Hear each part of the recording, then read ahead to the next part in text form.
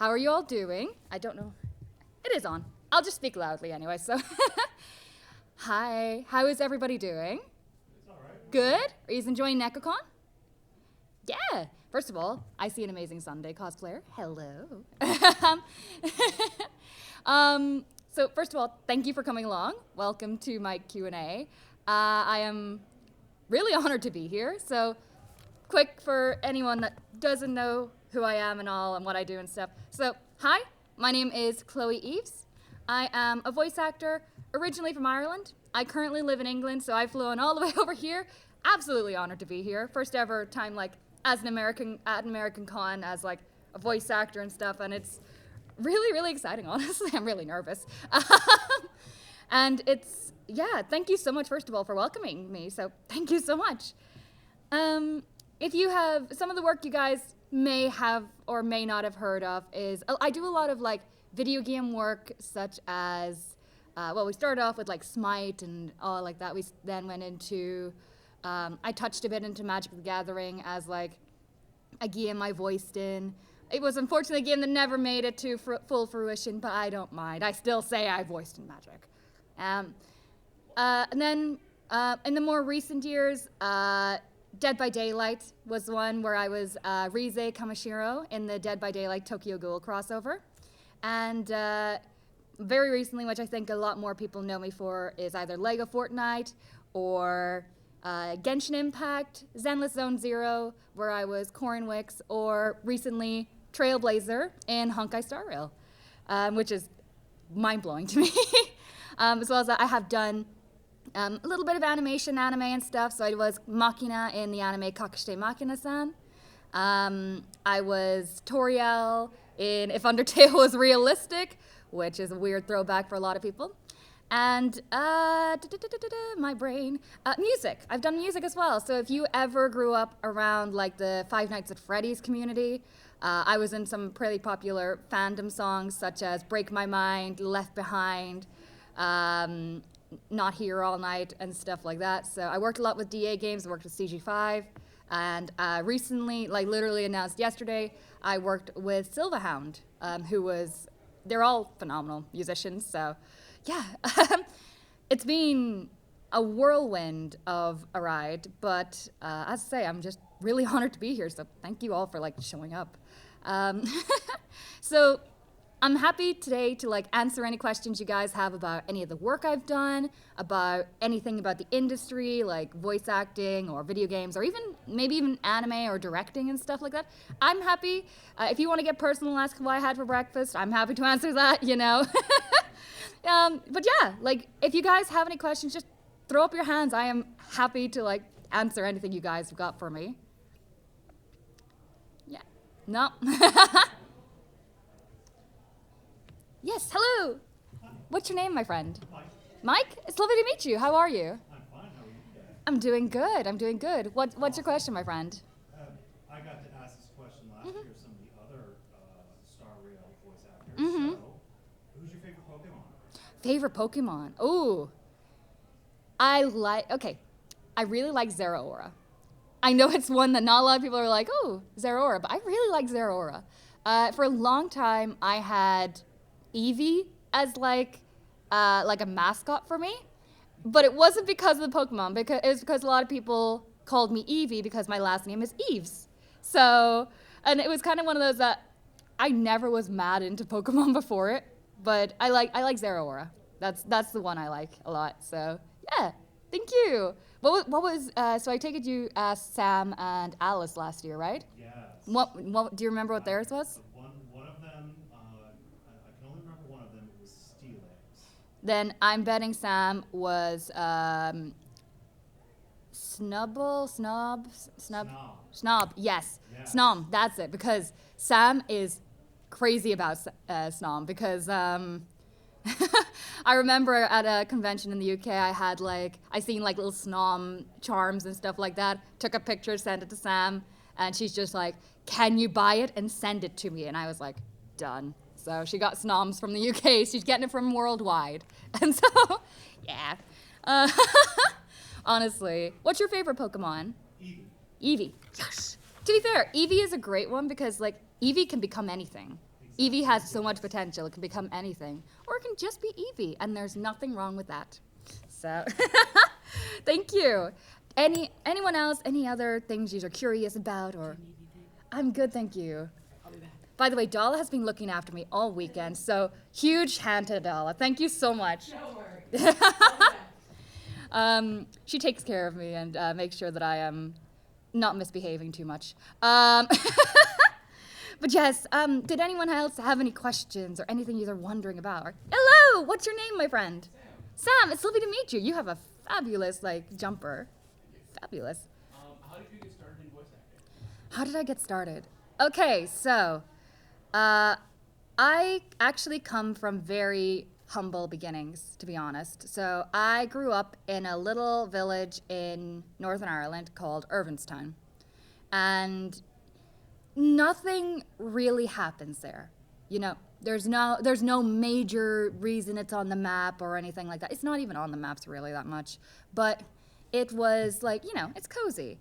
But it was one of those that it was a village that they never really encouraged people to go outside of, farming or maybe become a doctor or something like that, something normal, which is there's nothing wrong with that. But for me, I always had a harder time fitting into normal.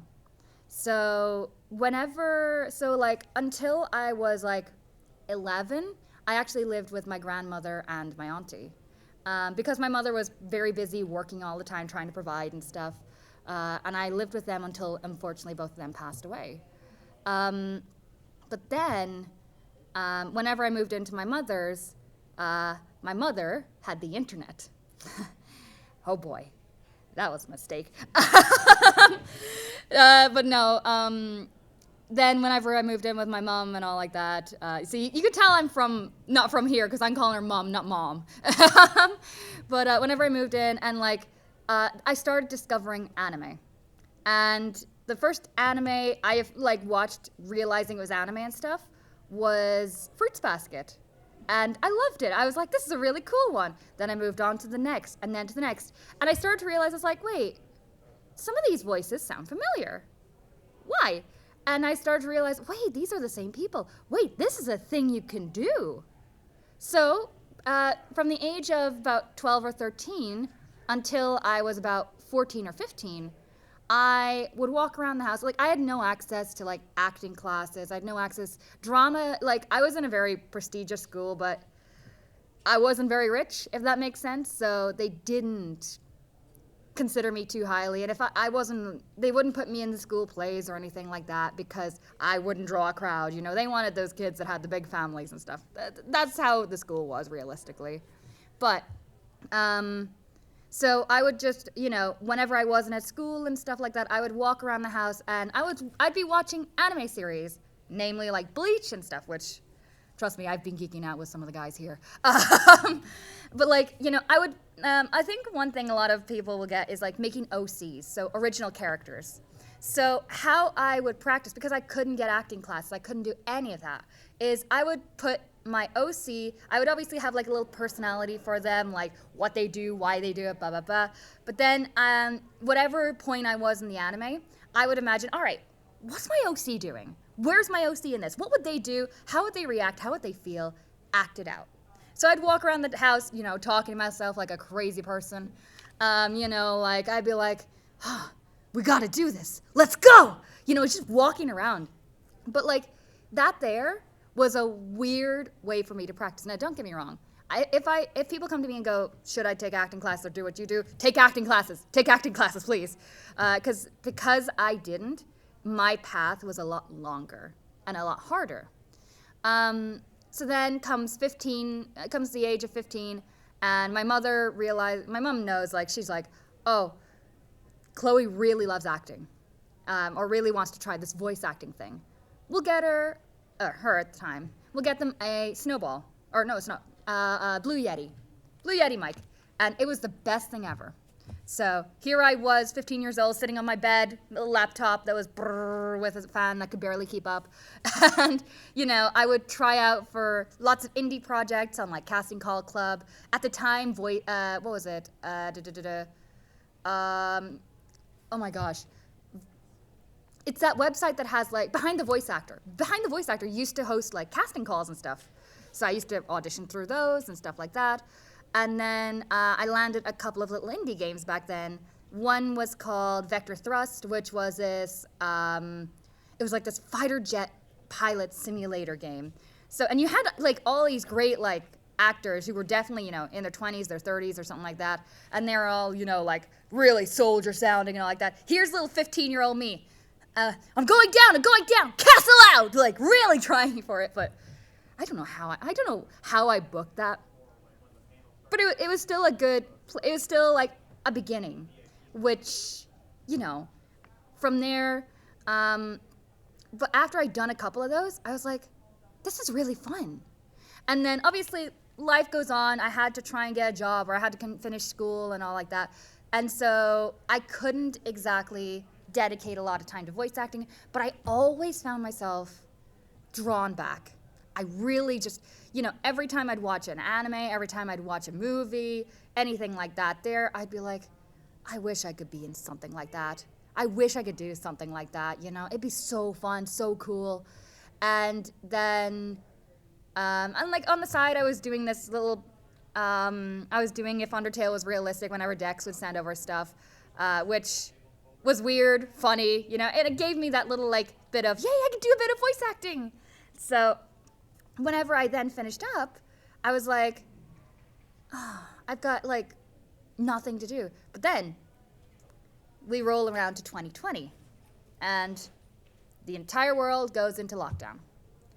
And I'm sitting there, I was just starting to get my new job in the casino and all like that. It was really cool.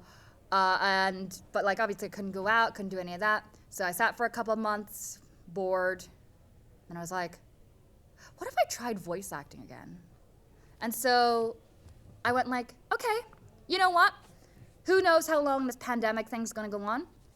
I'm going to try voice acting again. And I did.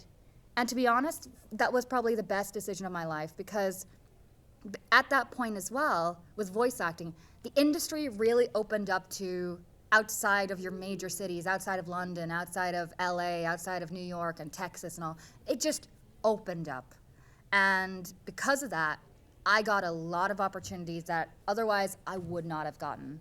So I think that the pandemic was terrible for a lot of people. But for a lot of creatives or a lot of people who wanted to try something new or try something for themselves, I think it was the best opportune moment for them to do that. And I was very lucky to be one of those people. But then from there, I booked, I got Smite, and then a couple months later, I was brought in for NPCs in Genshin. And during my time working with Genshin, I was like, hey, I just saw this trailer you released with the Summer Games Fest for this new game called Zenless Zone Zero. It looks really cool. Best of luck. I can't wait to play it. That's all I said. I didn't, I wasn't like, oh, I want to be in it, or no, I was genuinely, my little gamer brain was going, this looks fun. I can't wait to see this. And then a couple of months, I didn't know from that they passed my name then over to the casting team, like, this actor seems interested. Why don't you try auditioning them? And a couple months later, I get a studio going like, hey, we would love to like get your details and stuff like that, send you stuff. And I'm like, sure, I'm like, probably another studio I might have applied to. And then they're like, here's an audition. And I'm like, looking through these characters, I'm like, wait, hold on. And to be honest, so in Zenless, as I say, I voiced Corin Wicks. She's not the character I thought I would get. Because before that, I'd never booked anything like Corin. And then after I did book her, all I could book for a long while was characters like her. And I was like, this is weird. Because, like, you hear my voice now. But Corin's way up here, She's not really, like me. So, yeah, it was just, I think the thing is, because I'm an anime watcher, I have the ingrained head of, like, oh, what the high-pitched cute girls usually sounded like. And I didn't envision myself sounding like that. So it just worked out then. I was like, wow, that's really cool. And then they passed my name over to the Honkai team, to which I'd been auditioning for years then at that point. And then this year I got an audition. I sent it back, and then my agent calls me a couple weeks later, like, hey, so you booked it. And I was like, huh? And it was just, yeah. I know that's like a long story for like such a short question, but like that is literally how I've kind of went from like, a 12-year-old in my bedroom watching anime, just kind of starting to get into it, to now, 16 years later, as I say, if I'd taken acting classes, my journey probably would have been a lot shorter, or a lot like quicker to get to where I am. But at the end of the day, I think one thing is to say for sure is that it's one of those that nowadays, it doesn't matter where you are and all like that. If you put in the effort, if you put in that time and dedication to becoming an actor, to, honing your skills and stuff like that, anything is possible, And not just for acting, obviously, cosplaying or create anything you want. Like you want to be a computer software engineer? Put in your time, put in the thing. One of the things I learned as an actor was acting is not a talent. It's not something you're born with. It is a skill to be developed. And that is so true. That is so, so true. So, yeah. But thank you so much for the question. Thank you. And again, sorry for the long story time. The 16-year story time.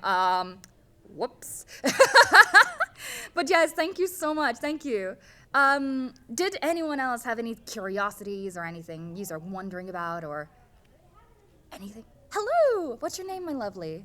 Christian. Christian, hello. Welcome. I was wondering how the recent strike affected you and other voice actors. Okay. Yeah. As I say, I am not from the US. I am from the UK. So it affected us, but it also didn't. But it's kind of like the UK acting industry has a lot of crossover with the US one. So, for example, my agents, there was some projects that would try and bring their stuff to the US or to the UK from the US. They'd try and move all their stuff over and all like that, especially those struck projects.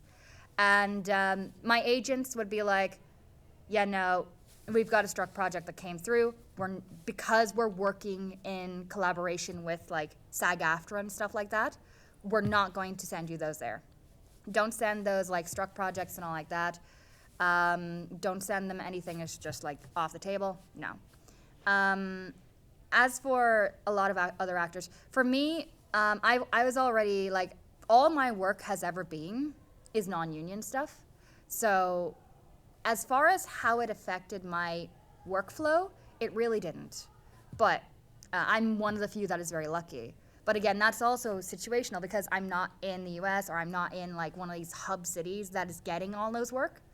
So it was kind of not too much for me. But I do know a lot of actors that did, it did affect. I know a lot of people that feel very strongly about it. Some of them are here. I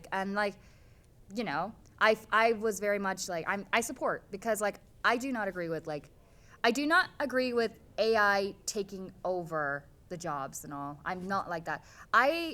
There's a weird thin line. I believe in AI as an assistant for people who need it,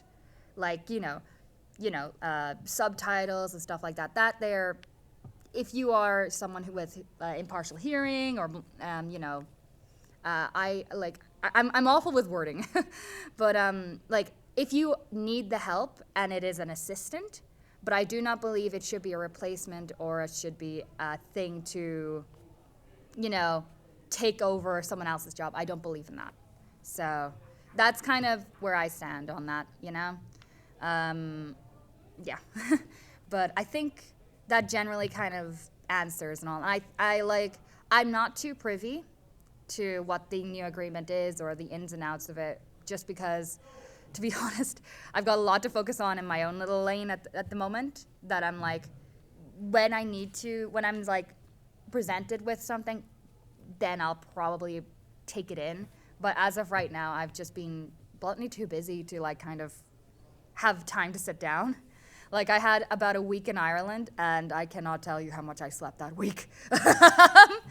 So yeah, yeah, but as I say, I did support it, and I am glad that a lot of these actors are able now to go back in to work to, you know, I'm really happy that they're able to get those opportunities again, and I really hope that, again, from what I'm not too familiar of how much it has affected the U.S. market or how much it has taken away or given to it, but I really hope that it hasn't like stilted them too much, you know?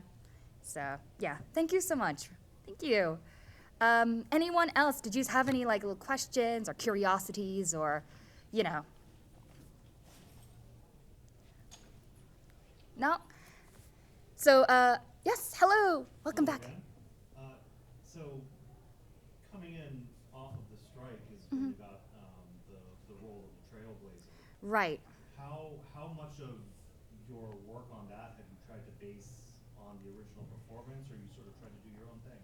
It's okay. So with Trailblazer, so first of all, I adore Rachel's performance because Rachel, I know Sean. You know, he's Kalis now, and Caleb was the previous Kalis, and Rachel was the previous Stell. I love Rachel's performance, and but the one thing I have to kind of come to terms with is they my director has told me this as well, is that like I am not it's hard for me to be Rachel 2.0. Does that make sense? Because I'll never be Rachel 2.0. So the best course that we kind of decided for the Trailblazers now is to, you know, take who the Trailblazers are and give them how we kind of, it's our own spin, as you say.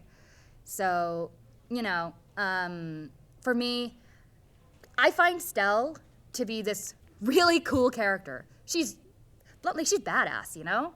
You know, she's going around the universe, saving all these worlds, saving Xianzhous and Foriuses and stuff like that, going through time, going through space, and it's like, but like at the same time, she's forming bonds. She's seeing a lot of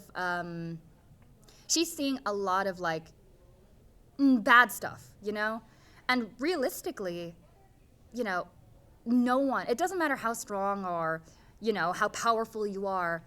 Seeing people you care about in trouble or seeing people you care about, like, you know, pass away and stuff like that, it's never easy.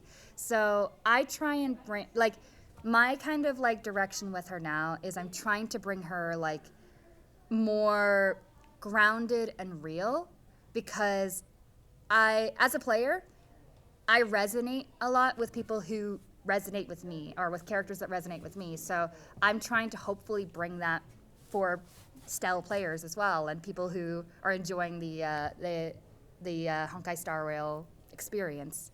So, yeah, as I say, I'm trying my best. I'll unfortunately never be a Rachel, but I think, as I say, I don't agree with people going like, oh, you're not Trailblazer to either of us, because at the end of the day, we both are in our own rights. We're not the same. We are both Stell, but we're our own versions of Stell. And massive respect to, like, everybody. And I genuinely, like, you know, I don't want any disrespect being thrown to any of the people involved in this, you know?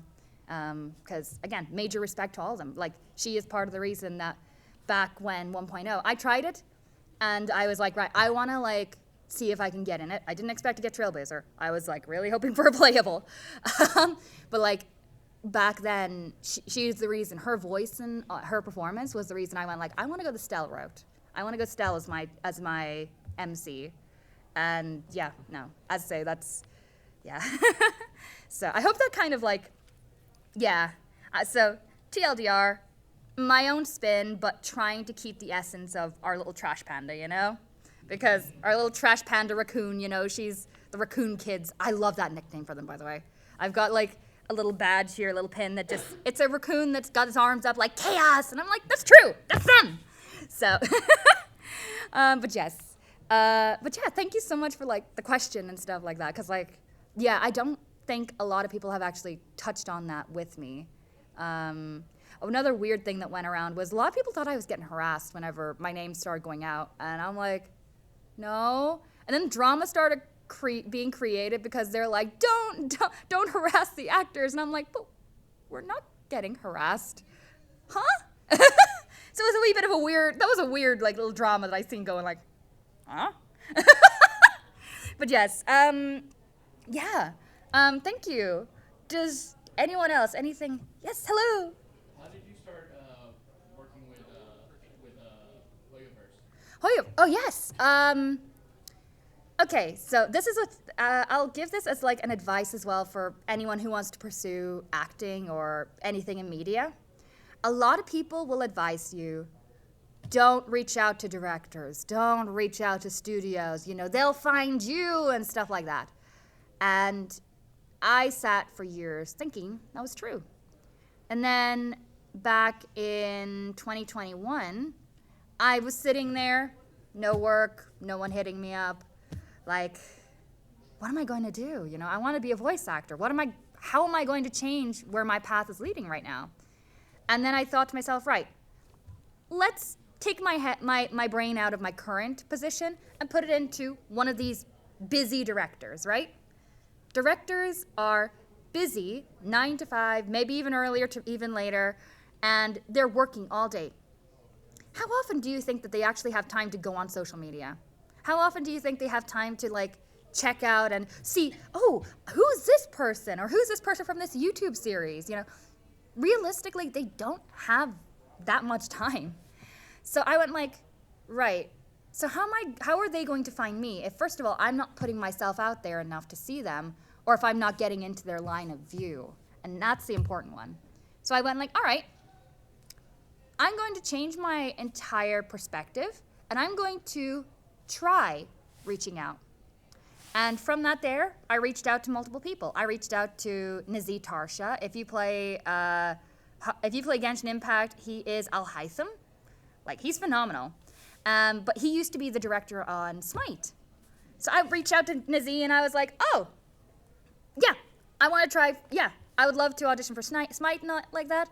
And lo and behold, Nazi got back to me like about a day or two later and he goes, hey, yeah, send your materials over. So I sent him my thing and then I started getting auditions and I booked my very first Smite audition, very luckily. Then from there, I was like, well, that worked. Why don't I try it for other things? And then Genshin, you'd been seeing loads of people going like, oh, I'm in Genshin as NPCs, I'm in Genshin as this and that.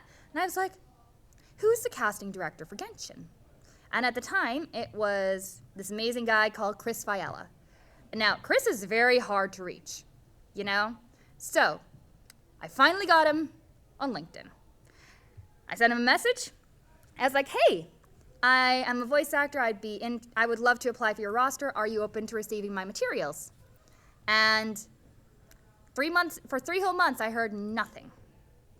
And then finally I got a reply. Hey, yeah, sure, send them over. Sweet. Immediately sent it over. 3 months later, got them. Okay, awesome. I hope you enjoy. 6 months later, hey, we would love to book you in for some NPCs for this unknown project, Project Impact. But it was like, Chris Fiala has requested you. And I'm like, oh, okay. And then that's how I started getting to work with like Hoyo. And then, as I said, it was kind of like one project bounced to the other. And it was just, it was like the pipeline. I was like, huh? So yeah, that was how I kind of got started with that there. Nowadays, I don't know, because I know that a lot of things have changed in the casting department. I don't know who is doing what and all like that, but yeah, that's kind of, yeah. But thank you again for the question. Yeah. Anything else? Any curiosities? Any quiz? Ooh. We'll go with yourself back there, and then we'll come to you, my lovely, okay?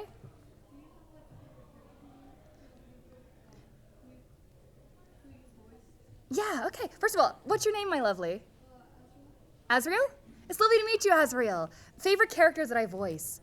Do you know, I get asked this quite a bit, and it's so hard for me to go, oh, I loved this character specifically, because all of them, you develop a bond with each character, and in its own right, Like Rize Kamishiro was like a dream one for me because first of all, I grew up with the Tokyo Ghoul. It was cool. I watched that one as a teenager, man. And then like I wanted to be in Dead by Daylight because I've put thousands of hours into that game. Trust me. And I used to be a Hag main and a Freddy main, just for anyone. I am sorry. Then Corin was like the first ever time I gotten like a playable character in like one of these games, you know, and it wasn't a skin like Artemis from Smite and stuff. It was like a character that I kind of got to shape in my own way. Obviously, they had like a predetermined of how she is and stuff, but I kind of got to put my own little bits in there, here and there, you know, and make her my own. And I got to know her story. And then that will probably lead me to the next one, which I love for the exact same reason, which is Trailblazer. Because sometimes for like Corin, she's cool, but she comes in and out. We haven't seen Corin since like, you know, the end of, you know, chapter 1 of Zenless. So I'm like, Corin, when are you coming back? Because I want to see her too. But like with Trailblazer, it's a lot of fun because I'm getting to experience everything kind of with her. And I think, you know, that gets you a lot more connected with a character. So yeah, I'd say like, you know, Corin, like they all have a favorite in my head for like so many different reasons, you know? Machina, like, if you are anything under the age of 18, you should not be watching Machina. But still, she is like she's the first ever like anime character I really got to like have fun with. And there's more to come. I can't say a lot, but there's more to come, and it's gonna be fun. And then, you know, like, yeah. And then I've got other characters that I'm not able to talk about yet, but I am just so excited for people to get to experience these characters because, you know, it's a lot of fun to be them. And from, you know, what I do with these games and these projects and animes and stuff, like, some of them are just, you know, they're amazing. Teams behind them, indie devs, like thing. Like recently, I also did one with, if you guys have played that new game, Peak, like, you know, you guys know it. I actually worked with the devs on the game that they had just released right before, which was Haste.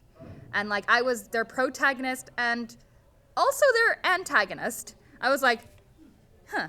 I was like, because, you know, I was like, already I'm the protagonist. That's cool. And then they were like, yeah, so there's this other one, and since you've got range, we're going to make you do her as well. I'm like, huh? So, but like, they don't speak. They're just like, ha, yeah, ha ha, like, you know, like that there. And then this other one was, ha, yeah. Like, just, they were like, yeah, we're just going to use all your range. And I'm like, you got it. So, yeah, every character has like a special place in my heart. But yes, thank you so much, Azriel. And my lovely, did you have a question as well? I do. Is there a type of character you haven't played that you really like to play? Oh, yeah. Oh, yeah. First of all, what's your name? Brittany? It's lovely to meet you. I love your cosplay, by the way. I saw it earlier. I was like, oh, it's gorgeous. Type of character I want to play. I want to play a villain. I want I know Rize Kamashiro's a villain, but like I really want to dig my teeth into a villain, you know, like a villain story and all like that. Also, I really want to play a mommy character, just because like I know I don't sound mommy. I can if I wanna, but I really want to play like a mommy character, like proper, because I find them just fun, you know. I know I was recently considered for one, but then like I was cast as another role in the project as like the cute little sister instead of like the mommy character. I was like, no! I was so close. But yeah, mommy characters, because I'm a League player. I'm sorry.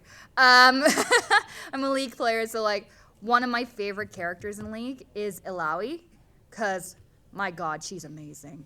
Her and like I love Mbessa as well. I don't like Mbessa's character, but I like her concept. I like her design, all like that. So yeah, they're my little ones. And then oh yeah, like androgynous or like male characters. Like I really love going into that range. because just I love doing everything across the board. I just want to like try and experience as much as I can. And zombies are fun. I got to do like zombies for like a little mini radio drama for a charity thing once, and it was fun. I want to do more zombies because I love playing zombie games. So sorry. But Jess, thank you so much. Thank you. Anything else? Hello, what's your name? Justin. Hi, Justin. Do you have a favorite character in a video game besides the ones you voiced? Oh yeah. So whenever ZZZ came out, I streamed it for a while. There's one character. If you somehow find my Twitch, and you somehow find this clip, I am sorry. I completely lost it with Jane Doe and Caesar. I love both of those characters a lot. And then Harumasa too. Monato recently. Whoo! Okay, I'll behave. There's no children here, but I'll behave. Well, not too, at least not kids, so I'll behave. Honkai. I like Lingsha. I like Lingsha a lot. I think she is a very gorgeous character. I also like Aventurine a lot. That watch pre-order went up a couple of days ago, and I was immediately on it. Yeah. And Hoyo, Genshin. Ooh, Albedo and Kokomi. I like those two a lot, so yes. My little, I apologize for my nerd out right there. But yes, thank you so much, Justin, for the question. Any other, hello. Any dream projects or franchises that you want to have a voice in? Yes, absolutely. I have my list of like projects I would love to be in. A lot of them are the stuff that I grew up with as a child. So, Teenage Mutant Ninja Turtles. I want to be in there somehow, some way, please. Transformers. I'd love to be in Transformers. Human, Autobot, Decepticon. I don't care. I just really want to be in a Transformers project. I got to audition for one, and I was like, but other than that, Miraculous Ladybug. I've actually got a tattoo of Miraculous on my arm. Just because, first of all, I love Christina. Christina and me are friends. I adore Christina. And I would love to be in Miraculous because it was like, I got through a really bad depression phase with that. Kingdom Hearts would be cool, but I don't ever see myself being in that. I imagine that, like, you know, that'll be well done before any time I move to, like, anywhere near LA. But, yeah, and League of Legends. I would love to be in League of Legends, just because I play that way too much. Arcane or both? Both. Dude, Arcane would be cool because I don't do a lot of animation. So that would be really cool for that. Also the story. Like, okay, quick fun side story. So I'm in Lego Fortnite. Now, first of all, yous are all probably asking, what do they say in Lego Fortnite? I asked the same question. I got into the booth and they're like, oh, so here's your sentences and you have to imply. So instead of me going like, hey, come over here, I'd be like, what? You have to make it all up on the spot and it's fun. But my director for that was JB Blank. Now, JB Blank he's in Arcane, he's in League, he is Vander in Arcane. And of course, didn't the engineer tell him, oh, Chloe's a big fan of Arcane. He started directing me in the voice, and I was sitting there like, I am trying to not scream and like geek out here, because trust me, I'm a nerd. I'm a geek. I will nerd out. And he starts directing me in the Vander voice. I do not know how I got through that session, but I did. Lovingly. JB is lovely, genuinely. And then I also, earlier this year, got to meet the Victor voice actor, and that was another one where I walked away, like, with the legs like jello, like... I think I'd lose it if I met Vi's VA. Because, yeah. But anyways. I said I'd behave. No! Chloe! But yes, they're like the dream projects and stuff like that. So yeah, thank you. Anything else? Hello. You said that when you were younger, you'd make up a lot of OCs. Yeah. So, did you ever do any writing? I did actually. So whenever I was in school, the closest I could get to taking any sort of media class was it was called Moving Image Arts, which was essentially filming, editing, like the whole thing behind the film productions and stuff like that. It was the closest I could get. So they taught you how to do pitch Bibles and how to do like all like that. And boy, was I a creative one. So I made like all these different pitch Bibles for like, I don't have the attention span. It's why I don't do audiobooks, first of all. I don't have the attention span to like just focus in on like reading straight for like hours upon hours. I couldn't.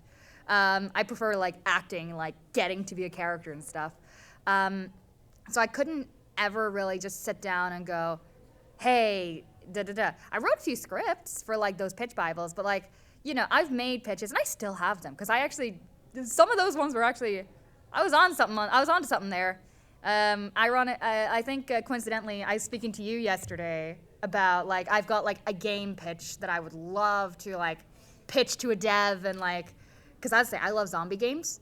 And this one was like a fun idea of like storytelling between, like, if you guys have ever heard of DID, or essentially, a lot of people know it as like split personality, a concept where instead of the media's portrayal of what split personality is, actually try and delve into like a story-driven game where your choices dictate which kind of alter is kind of at the front at that point. But obviously, zombie apocalypse, because why not? Let's kill some undead. So I would love to bring that somewhere. I know that a pitch of mine did get brought once to, was it Paramount? Because I had a director friend who was like, here, I have to bring a bunch of pitches, and he had to bring like 20 pitches towards like Paramount or something like that. And he's like, do you have any ideas, like adult comedy, cartoon, and all like that? And I was like, here.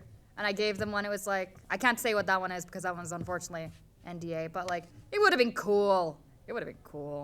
But if I ever see it, then I'll be like, it's mine. But I don't think I will. But still, so I have made pitches. I have made pitches. I've made lore Bibles and stuff like that, but I haven't made like a book or anything, just because I could never have that attention span. By the way, how are we on time, friend? 41, 141. 141? We got 20 minutes. Sweet. We got 20 minutes to yap some more. Does anyone else have any curiosities or questions? Yes. What is your funniest PG con story? This is somewhat PG. So, Momocon 2023. So before this is my first this is my first ever American Con as the voice actor Chloe Eves, but I have been to American Cons before because I used to be a part of a YouTuber group called DA Games, and they're really cool. They're really good people. But there was one, so like because of that I'm friends with a lot of like the nerdcore artists and stuff like that. So I know Oreo, I know CG5, I know all those guys. So it was the night after the Momocon concert. And we were deciding, all right, we're having a girls' night and a boys' night. The boys went to the Airbnb, the girls went up to one of the hotel rooms in the Omni, and we're having like a spa night. I had the choice of both. I went to the spa night, because who wouldn't? I wasn't going to get my ass beat and smash. But we went up there, and so it's going on about, 1 a.m., and we're like, some of our friends went back to their hotel rooms to get their stuff for the spa night. And we were also waiting on food. So 1 a.m. is rolling around, and we get a knock on the door. And we're like, we're all excited. 3 of us go up to the door. We're like, it's either going to be friends or food. It's going to be good. We open the door, And there's a half-naked man with a pillow around his crotch. And we're like, okay. And he goes, I'm so sorry. I've had a bit of a situation. I've got locked out of my room. Can you call down to reception so they can come up and let me back in? Because obviously I can't go down like this. And we're like, okay, sure. So we do. And the guy gets let back into his room. And we're like, that was weird. Move on. So fast forward to the next day. And I'm sitting in like the green room. Where like, like guests will go and rest between like panels and signings and stuff. And then the man walks in. The man from the night before walks in. And you have people like Steve Bloom, like Chris Sabat, and all these guys running to greet this man. And I am like, who is this man? It was Patrick Warburton. It was Patrick Warburton. Yeah. I got to meet Patrick Warburton, I can say. I think that is probably, and then whenever we told our friends, they were like, wait, that was you? And I was like, what do you mean? They were like, the only reason I'm comfortable telling this story is because he told the story the next morning on his panel, so that's fine. So what had happened on his end, just to give the context, was he had gotten, so like he was like in a room like that had like a lounge part, but to get between the rooms you needed a key card. So he'd gotten out of the shower, went into the lounge area, but his key card was still in the bedroom area, and there was no phone in the lounge area. So his only thing that he could get was one of the cushions from the couch and go and find anyone that was awake at 1 a.m. to try and call down to reception. So there's the full story. So yeah, that was definitely one of the funniest con stories I had so far. And it's one I won't forget. So yeah, and if you don't know who Patrick Warburton is, Kronk in Emperor's New Groove, he's in Family Guy as Joe. He's a lot of really cool people, and recently I obviously work with his sons in Honkai Star Rail. We were just talking about them on the way here, my friends and I. Yep, because I have told Talon that story, by the way. So Talon, who is like Argenti, who is one of his sons, I've told him that story, so it's fine. So yeah, fun con story for you guys. But yeah, on that note, any other questions, any curiosities, quizzicals, anything?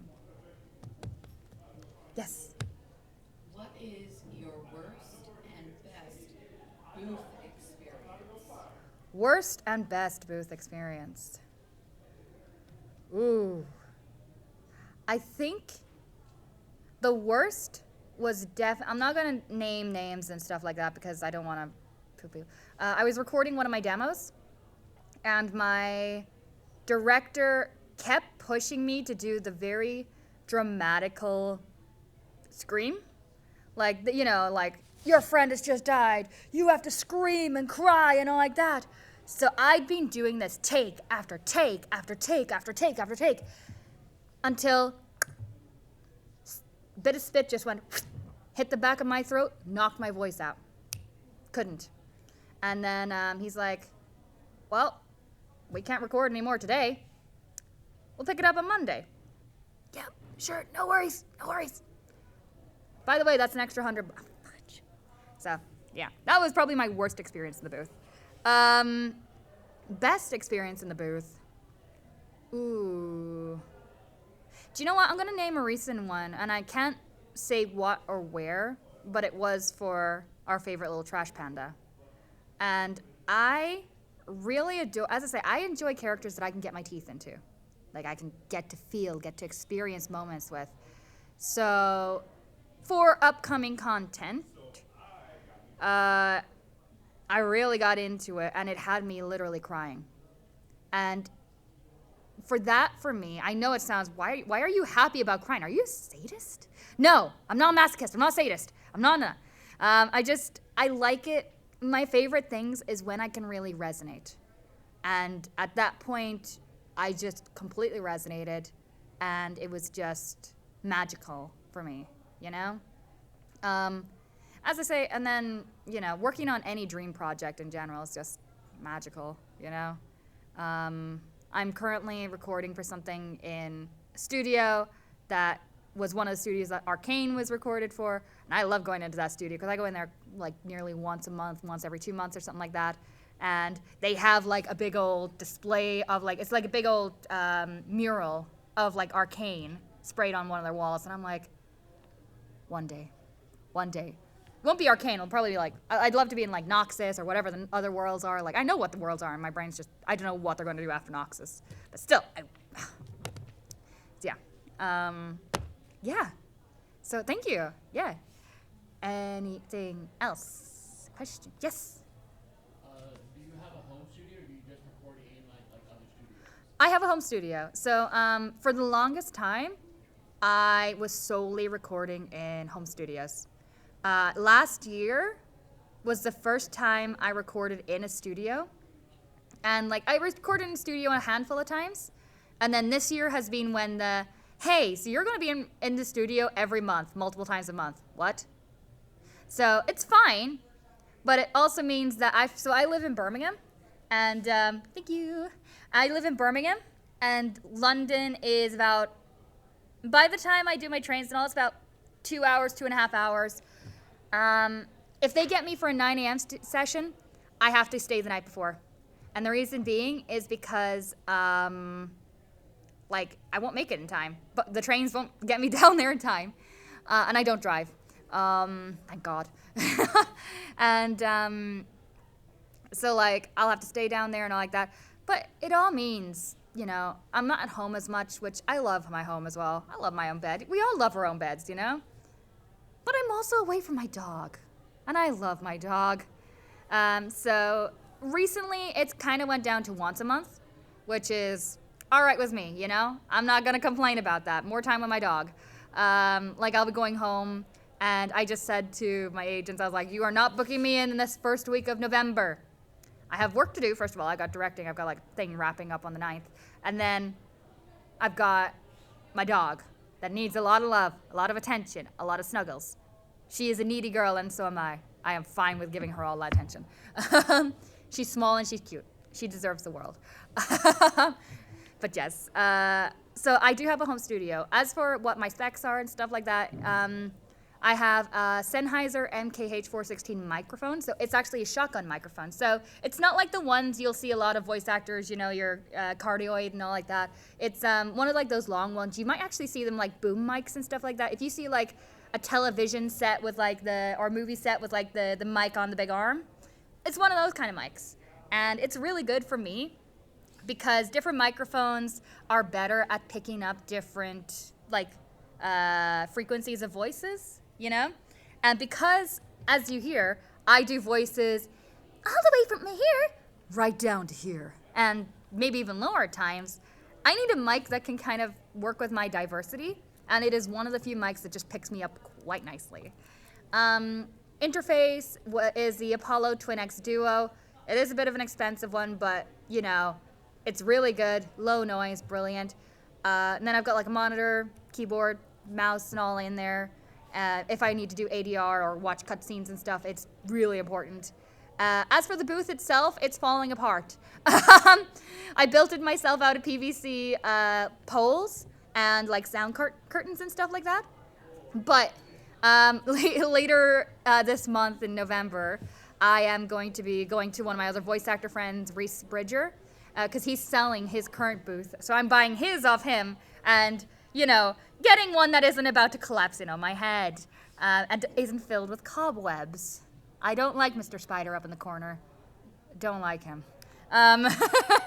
So yes, yeah, I hope that kind of like answers like and a bit more of your question. I could probably answer 1 or 2 more questions if anyone has anything. Oh, well, we got both there. Yeah. So you said you like Dead by Daylight, right? You like horror games in general? Yes and no. First of all, what's your name, first of all? My name's Andres.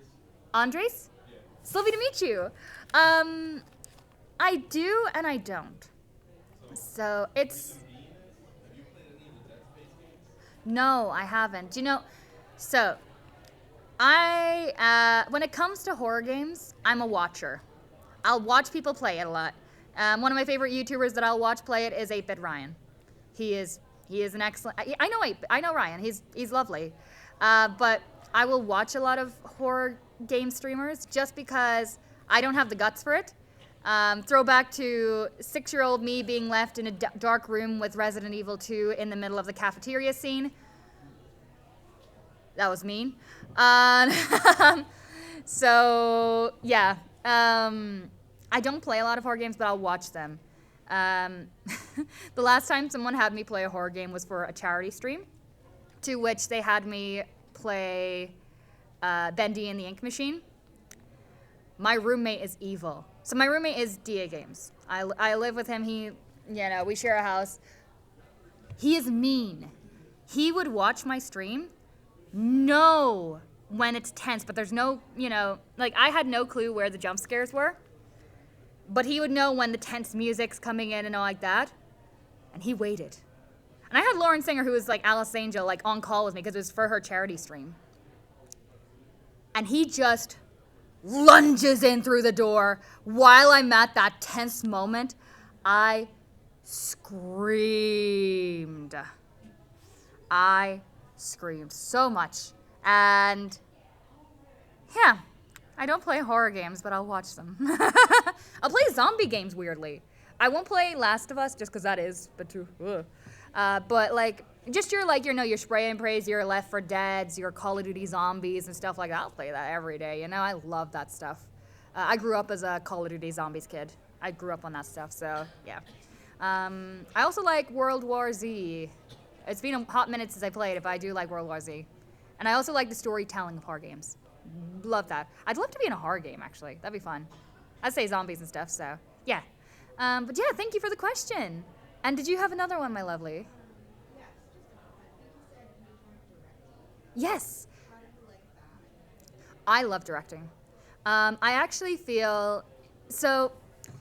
I've directed a couple of indie projects, and recently I'm now working in some anime directing, and I love it. But I think as a director, or even shadowing directors, if you were an actor, shadow directors or shadow other actors' sessions, it is very enlightening and very expanding of your horizons. One of the people that really, I got to shadow one of his sessions because I shadowed Crunchyroll I shadowed Sean Gann from Crunchyroll. I've shadowed him a couple of times, I love him. But there was an actor that came into the booth, and I was listening remotely, because that's how we had to do it during pandemic. And I was like, wow, this is an actor that is phenomenal. And I became a fan of him. He's a friend of mine now. And a lot of you people know exactly who I'm about to say whenever I say his name, and it's Alejandro Saab.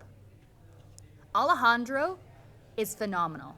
And I don't mean just his talent. Like, as an actor, like, if you have the pleasure of, like, listening in or watching one of his sessions, he's insane.